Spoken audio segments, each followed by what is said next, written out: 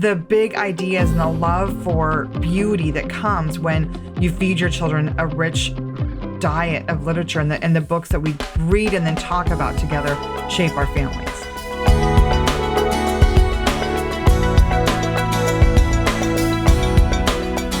You know, we're not necessarily talking to a Charlotte Mason audience today. So how can we help folks who don't necessarily continually incorporate living books into their curriculum? How can we help them to maybe do that here and there practically so that they can experience the beauty and joy and awesomeness of living books? Yeah, I think just making a read aloud habit in your family, you know, whether you homeschool Charlotte Mason or not, there are a lot of studies that suggest and confirm that reading aloud as a family has many benefits. And so just making it a habit, you could read one chapter a day. And if you can't read out loud, just put it on an audiobook. Like if you as a family could make a commitment to just sit together in the evenings or sit together in the morning, listen to one chapter at a time of a living book, there'd be so many benefits to your children. Their vocabulary would expand. My kids all scored really well on the SAT in that area of learning because of all the books we'd read out loud. And you can't get that through workbooks or vocabulary studies. You can't get that depth of ideas without books. And so, and particularly good books, quality books.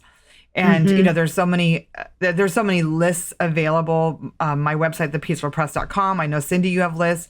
I'm sure that Schoolhouse Rocked has amazing lists. And so, you know, finding those lists to go through as a family is just going to bring so much connection. Like a lot of our family identity also comes from these books that we've shared, you know, these stories that we've shared. I remember one day we'd left my son to babysit the two younger siblings. He was maybe 14. And we came home and my husband didn't know where they were. He found them sitting in our tree fort and he was reading Tolstoy to his younger siblings. And, you know, just the big ideas and the love for beauty that comes when you feed your children a rich diet of literature, and the books that we read and then talk about together shape our families. Yeah.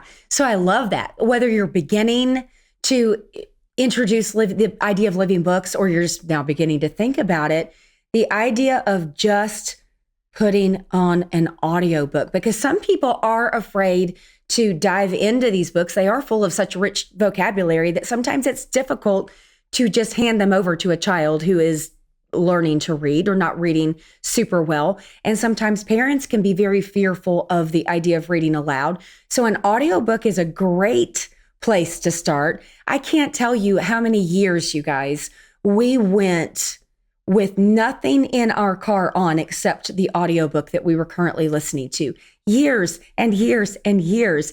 And my kids have such good memories about that. We don't regret those moments going to guitar lessons and doctor's visits and all the places we go as homeschooling families with a book in our ear.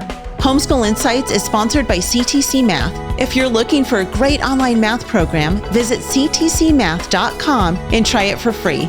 For more great homeschool inspiration and resources, listen to the Schoolhouse Rocked Podcast every Monday, Wednesday, and Thursday.